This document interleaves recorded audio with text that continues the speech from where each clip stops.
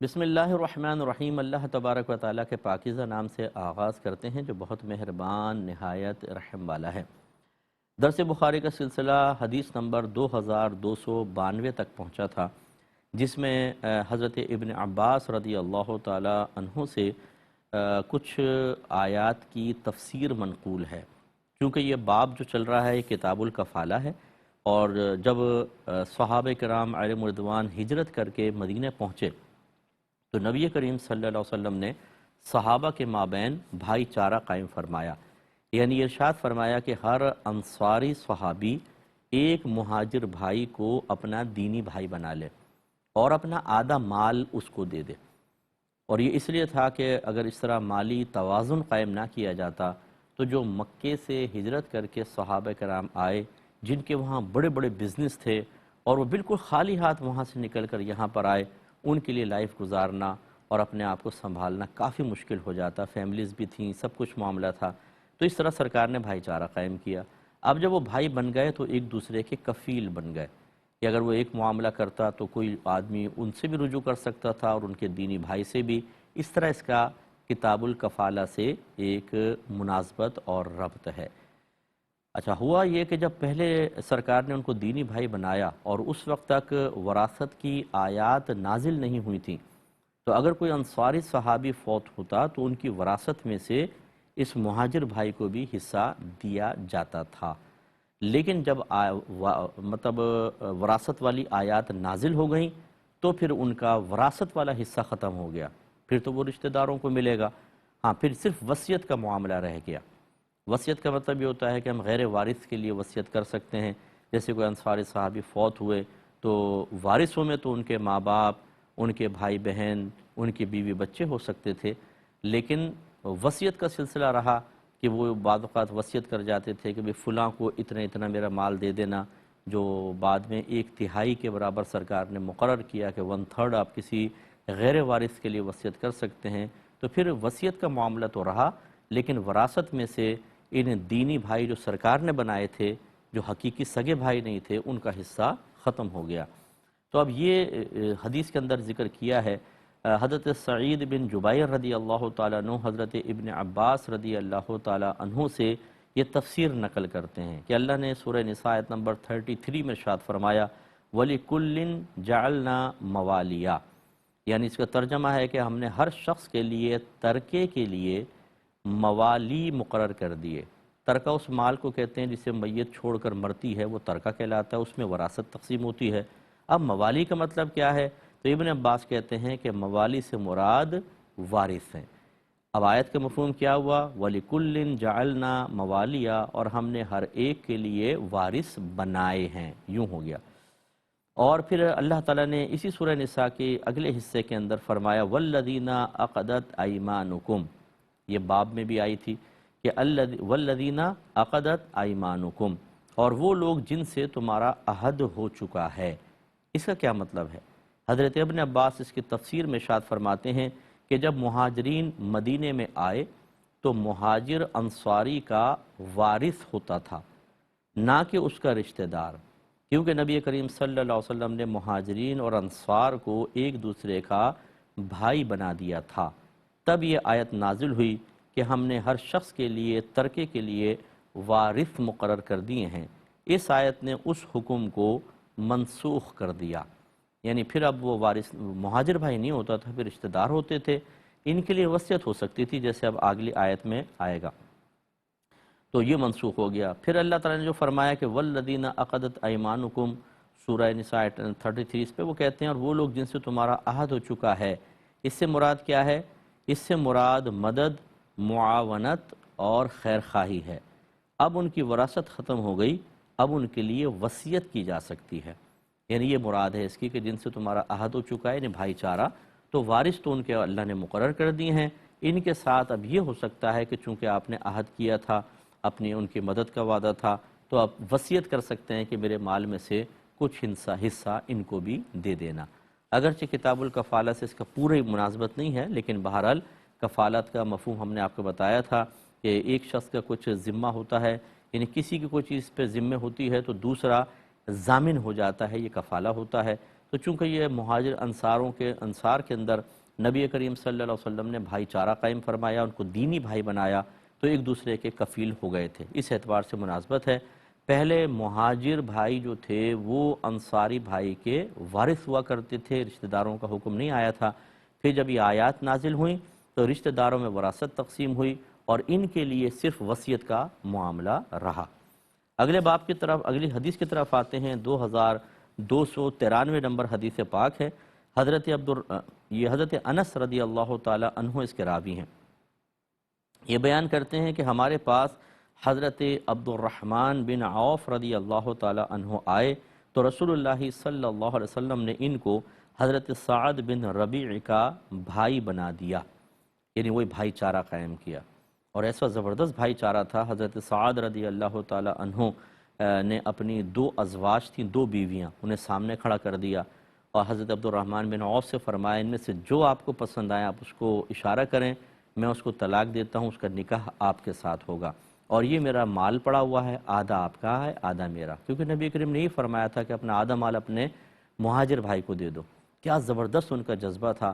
ایک تو نبی کریم صلی اللہ علیہ وسلم کی مہمان نوازی کا شرف حاصل کر کے گویا کہ پورے زمانے کو اپنا دشمن بنایا، کیونکہ جو سرکار کے خلاف تھا وہ ان کے بھی خلاف ہو گیا، اور خطرہ بہت زیادہ مول لیا کیونکہ اب حملہ مدینے پر ہوتا نبی کریم صلی اللہ علیہ وسلم کی طرف وجہ سے، لیکن اس کے باوجود وہ ڈھال بن گئے۔ اور پھر جب نبی کریم نے ایک اور آزمائش میں مبتلا کیا کہ اپنا آدھا مال مہاجر بھائی کو دے دو، تو کسی کی تیوریوں پہ بل نہیں آیا۔ انہیں پتہ تھا کہ نبی کریم صلی اللہ علیہ وسلم کے ذریعے اللہ تبارک و تعالیٰ کی خوشنودی حاصل کریں گے، یہ مال تو کچھ بھی نہیں ہے، اس سے کئی گنا بڑی جنتیں اور کئی عظیم ہزاروں اربوں خربوں بہتر چیزیں اللہ تبارک و تعالیٰ ہمیں آخرت میں عطا فرمائے گا۔ ہمارا معاملہ یہ ہے کہ دنیا میں کسی انسان کو راضی کرنا ہو، دنیا کے فائدے مقصود ہوں، اپنی واہ واہی مقصود ہو تو ہزاروں روپے خرچ کر دیتے ہیں، لیکن جب اللہ کے لیے خرچ کرنے کی باری آتی ہے تو دل سکڑ کر اتنے سے ہو جاتے ہیں۔ پھر جیب سے کوئی 20 روپے کا نوٹ نکلتا ہے یا 50 روپے کا، اور دوسرے مقامات پہ خرچ کرنا ہو تو 1000 اور 5000 کے نوٹ نکل آتے ہیں۔ یہ معاملہ اللہ بھی دیکھ رہا ہوتا ہے، کس کا دل اللہ تعالیٰ کے دین کے معاملے میں اور اللہ کی راہ میں خرچ کرنے کے سلسلے میں بہت بڑا ہے اور دنیا کے معاملے میں چھوٹا، اور کس کا دل دنیا کے معاملے میں بہت بڑا ہے اور اللہ تعالیٰ اس کے رسول کی راہ میں خرچ کرنے میں بالکل سکڑ کر چھوٹا سا ہو جاتا ہے۔ جیسا طرز عمل اختیار کریں گے ویسا ہی آخرت میں انسان پھل پائے گا۔ تو ہمارا مذہب یہ نہیں کہتا کہ آپ ہاتھ کھلا چھوڑ کر سب اللہ کی راہ میں دے دیں، بیوی بچوں کا بھی سارا دے دیں، ایسا نہیں ہے۔ اعتدال کا حکم ہے، اپنے لیے بھی جمع کریں، رکھیں، بچوں کے فیوچر کے لیے بھی رکھیں، لیکن دل کھول کر جو اس سے زائد ہے وہ اللہ تعالیٰ کی راہ میں خرچ کریں، خصوصاً جو صدقات واجبہ ہیں جیسے زکوٰۃ، قربانی ہے، فطرہ ہے، حج کے اندر خرچ کرنا ہے، ان میں بالکل بخل نہیں ہونا چاہیے۔ ایسے گھر والوں کو نان نفقہ دینا ہے۔ اسی طرح اگر اللہ نے دیا ہے، غریب رشتہ دار، غریب محلے والا ہے، اس کی مالی کفالت کرنا، اس میں دل بڑا رکھنا چاہیے، جیسے صحابہ کرام علیہم رضوان کا تھا، اللہ نے ان کو بعد میں برکتوں سے بھی نوازا۔ لیکن اب دیکھیں حضرت عبد الرحمن بن عوف رضی اللہ تعالی عنہ کو جب یہ آفر ہوئی تو آپ نے فرمایا اللہ تعالیٰ تیرے مال میں اور تیرے اہل میں برکتیں عطا فرمائے، بس مجھے بازار کا راستہ بتا دو۔ انہوں نے بتا دیا، آپ گئے اور آپ نے بازار میں بزنس کیا اور بہت پیسہ کما لیا۔ تو کیونکہ عبد الرحمن بن عوف بہت زبردست بزنس مین تھے اور تقریباً مہاجر بزنس بھی کرتے تھے، انصاری صحابہ جو تھے وہ زراعت کا پیشہ اختیار کرتے تھے، کھیتی باڑی کا، باغات تھے ان کے، تو انہوں نے کر لیا۔ یعنی ایک طرف دیکھیں اتنا بڑا دل کہ زوجہ بھی سامنے کھڑی کر دیں، اپنی بیویاں اور مال لے لیں آپ، اور دوسری طرف اتنی ماشاءاللہ بے نیازی کا عالم اور اللہ پہ کامل بھروسہ اور مال سے بے رغبتی اتنی کہ نہیں اللہ آپ کے مال اور اہل میں برکت دے۔ نبی کریم نے حکم فرمایا اس لیے میں آپ کا دینی بھائی ہوں، ورنہ میں خود کما لوں گا، اور آپ نے کما لیا۔ تو یہ ایک بہت پیاری چیز ہوتی ہے کہ جب انسان اس طرح مال کے لالچ سے دور ہو کر اپنے تعلقات کو مضبوط کرتا ہے تو اس میں برکت بھی پیدا ہوتی ہے۔ اور جب ہماری دوستیوں، ہماری رشتہ داریوں، ہماری محبتوں اور نفرتوں کا معیار پیسہ بن جاتا ہے اور ہم اسی کی بنیاد پر کسی کے قریب ہوتے ہیں، کسی سے دور ہوتے ہیں، کسی سے رشتہ داری نبھاتے ہیں اور کسی سے قطع تعلق کر لیتے ہیں، کسی کو قریب کرتے ہیں اور کسی کو دور پھینک دیتے ہیں، اس میں پیدا ہوتی ہے بے برکتی، کیونکہ اس کی وجہ سے انسان غلط افعال کا مرتکب ہو کر اپنے آپ کو اللہ تعالیٰ کی بارگاہ میں بہت ہی چھوٹا کروا لیتا ہے۔ اور آخرت میں اس کے لیے بڑا انعام نہیں ہوگا۔ اللہ مجھے بھی اور آپ سب کو بھی مالی معاملات کے اندر حکمت کے ساتھ، اعتدال کے ساتھ، سمجھداری کے ساتھ دل کو بڑا رکھنے کی توفیق عطا فرمائے۔ اگلے حدیث کی طرف آتے ہیں، 2294 نمبر حدیث پاک ہے۔ حضرت انس رضی اللہ تعالی عنہ اس کے راوی ہیں، بیان کرنے والے عاصم ہیں۔ وہ کہتے ہیں کہ میں نے حضرت انس رضی اللہ تعالیٰ عنہ سے پوچھا کہ کیا آپ کو یہ حدیث پہنچی ہے کہ نبی کریم صلی اللہ علیہ وسلم نے فرمایا کہ اسلام میں جاہلیت والے عہد و پیمان نہیں ہیں؟ تو انہوں نے کہا کہ نبی کریم صلی اللہ علیہ وسلم نے تو خود میرے گھر میں قریش اور انصار کے درمیان عہد و پیمان کرایا تھا۔ اس کا مطلب کیا ہے کہ دیکھیں دونوں چیزیں اپنی اپنی جگہ صحیح تھیں۔ حضرت عاصم نے جو کویسچن کیا کہ کیا آپ کو حدیث پہنچی ہے کہ سرکار نے اسلام میں جاہلیت والے عہد و پیمان کو منع کر دیا تھا؟ وہ کس کو منع کیا تھا؟ ہوتا یہ تھا کہ جب تک اسلام نہیں آیا تھا تو قریش کے ہاں اس طرح کے معاہدات اور حلف ہوتے تھے کہ میں چاہے تم حق پر ہو چاہے ناحق تمہارا ساتھ دوں گا۔ یہ عہد و پیمان لیا جاتا تھا تاکہ آپ بس ہر قسم کے حالات میں میرا ہی ساتھ دیں گے، چاہے میں حق پر ہوں ناحق، میں ظالم ہوں یا مظلوم۔ نبی کریم نے اس قسم کے عہد و پیمان کو ختم کر دیا کہ اب یہ عہد و پیمان نہیں ہو سکتا۔ مطلقاً ہر عہد کو یا ہر پیمان کو ختم نہیں کیا۔ یہی حضرت انس کہہ رہے ہیں کہ خود سرکار نے جب یہاں تشریف لائے تو قریش کے مابین یعنی مہاجر صحابہ کے مابین اور انصار کے درمیان عہد و پیمان کروایا۔ یعنی اب ان کے کہنے کا مطلب یہ ہے کہ سرکار نے مطلقاً ختم نہیں کیا تھا وداؤٹ اینی کنڈیشن، بلکہ جو ناجائز عہد و پیمان تھے ان کو ختم کر دیا، اور جو جائز عہد و پیمان تھے وہ بعد میں بھی سرکار نے جاری رکھے۔ اس کا مطلب یہ ہوا کہ زمانہ جاہلیت کی ہر چیز کو سرکار نے مٹا نہیں دیا، جو بالکل اسلامی تعلیم سے ٹکرا رہی تھی اس کو ختم کر دیا، اور جو ٹکرا نہیں رہی تھی لیکن تھوڑا بہت مخالف تھی اس کی اصلاح کر دی، اور جو موافقی تھی اس کو ویسے کے ویسے ہی قائم رکھا۔ تو بس یہ ذہن میں رکھیں کہ ہر چیز ختم کرنے والی نہیں ہوتی ہے۔ اگر مثال کے طور پہ اگر وہ کافر آج مسلمان ہوتا ہے تو جو اس کے عادات و اطوار تھیں ہر ایک کو تو نہیں ختم کروائیں گے ہم۔ اگر وہ شراب پیتا تھا تو یہ ضرور کہیں گے بھائی اب مسلمان ہو گئے، اب شراب نہیں چلے گی، اب آپ سور نہیں کھائیں گے، اس میں کوئی کمپرومائز نہیں۔ ہاں اگر وہ اپنے اس میں زمانے کفر میں وہ کچھ لوگوں کے ساتھ ملتا تھا جن سے ملنا کوئی مطلب اسلام کے خلاف نہیں ہوگا تو ہم کہیں گے چلو ٹھیک ہے آپ مل سکتے ہیں۔ اور اگر وہ اچھے نیک کام کرتا تھا تو یہ تو نہیں کہ اسلام میں آنے کے بعد ہم کہیں گے زمانے کفر میں تم اچھے کام کرتے تھے اور وہ کام تو تمہیں چھوڑنے ہوں گے، ایسا نہیں۔ وہ زمانہ اسلام میں یا اسلام میں دخول کے بعد بھی وہ جاری و ساری رکھ سکتا ہے۔ ان چیزوں کو بھی ہمیں ذہن میں رکھنا چاہیے۔ اگلے باب کی طرف آتے ہیں، باب من تکفل عن میت دینا فلیس له ان یرجع۔ جو شخص کسی میت کے قرض کا کفیل ہوا اس کے رجوع کا عدم جواز۔ یعنی کیا مطلب؟ اگر کوئی شخص انتقال کر گیا، اس پہ قرضہ ہے اور کوئی اس کے لیے راضی ہو جاتا ہے کہ بھئی اس کا قرضہ میں ادا کر دوں گا، تو پھر وہ اپنے قول سے رجوع نہیں کر سکتا، اسے بعد میں اس کا قرضہ دینا ہی ہوگا۔ حدیث نمبر 2295 ہے، اور حضرت سلمہ بن اقوع رضی اللہ تعالی عنہ اس کے راوی ہیں۔ یہ کہتے ہیں کہ نبی کریم صلی اللہ علیہ وسلم کے پاس ایک جنازہ لایا گیا کہ آپ اس کی نماز جنازہ پڑھا دیں۔ آپ نے پوچھا کیا اس پر کوئی قرض ہے؟ مسلمانوں نے کہا کہ نہیں، تو آپ نے اس کی نماز جنازہ پڑھا دی۔ پھر ایک اور جنازہ لایا گیا، آپ نے دریافت فرمایا کیا اس پر کوئی قرض ہے؟ مسلمانوں نے کہا کہ جی ہاں، تو آپ نے فرمایا کہ تم اپنے ساتھی کی نماز جنازہ پڑھو۔